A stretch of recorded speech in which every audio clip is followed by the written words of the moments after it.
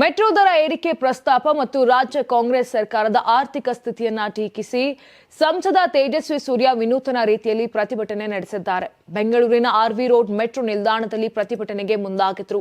ಖಾಲಿ ಟ್ರಂಕ್ ಒಂದನ್ನ ಹಿಡಿದು ಬಂದ ತೇಜಸ್ವಿ ಸೂರ್ಯ ಇದು ರಾಜ್ಯ ಸರ್ಕಾರದ ಆರ್ಥಿಕ ಸ್ಥಿತಿಯ ಪ್ರತೀಕವಾಗಿದೆ ಎಂದು ವ್ಯಂಗ್ಯವಾಡಿದ್ದಾರೆ.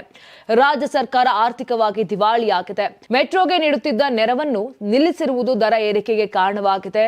ನಾನು ಮುಷ್ಕರ ಮಾಡುತ್ತಿಲ್ಲ, ಪ್ರತಿಭಟನೆಯನ್ನೂ ಮಾಡುತ್ತಿಲ್ಲ. ಟಿಕೆಟ್ ಪಡೆದು ಪ್ರಯಾಣಿಕನಾಗಿ ಮೆಟ್ರೋ ಏರಲು ಬಂದಿದ್ದೇನೆ. ನನ್ನ ಕೈಯಲ್ಲಿರುವುದು ಬರೀ ಖಾಲಿ ಟ್ರಂಕ್ ಅಲ್ಲ, ಇದು ರಾಜ್ಯ ಸರ್ಕಾರದ ಪ್ರತೀಕ. ಸರ್ಕಾರವೇ ಹೇಳಿಕೊಂಡಂತೆ ಅವರ ಬಳಿ ಶಾಡೋ ಕ್ಯಾಶ್ ಸಪೋರ್ಟ್ ಕೊಡಲು ಹಣವಿಲ್ಲ, ಖಜಾನೆ ಖಾಲಿಯಾಗಿದೆ. ಅದನ್ನೇ ಈ ಟ್ರಂಕ್ ಸೂಚಿಸುತ್ತಿದೆ.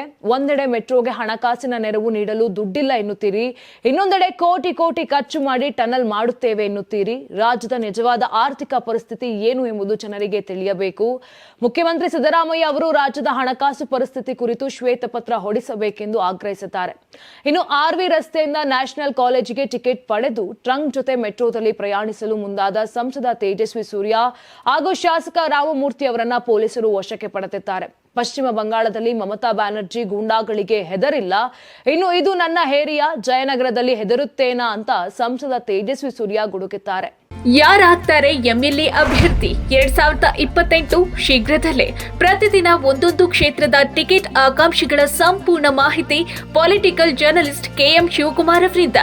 ಕರ್ನಾಟಕದ ನಂಬರ್ 1 ಡಿಜಿಟಲ್ ಮೀಡಿಯಾ ನಿಮ್ಮ ನೆಚ್ಚಿನ ಕರ್ನಾಟಕ ಟಿವಿಯಲ್ಲಿ ಮಾತ್ರ. ನೀವು ಸಣ್ಣ ಆಗ್ಬೇಕಲ್ವಾ? ಅದು ಒಂದು ಉತ್ತಮ ಆಹಾರದಿಂದ ಸಣ್ಣ ಆಗ್ಬೇಕಲ್ವಾ? ಪ್ರತಿದಿನ ನಮ್ಮ ಜೀನಿ ಸ್ಲಿಮ್ ನ ಯೂಸ್ ಮಾಡಿ ಯಾವುದೇ ಸೈಡ್ ಎಫೆಕ್ಟ್ ಇಲ್ದಂಗೆ ನೀವು ಸಣ್ಣ ಆಗ್ತೀರಾ.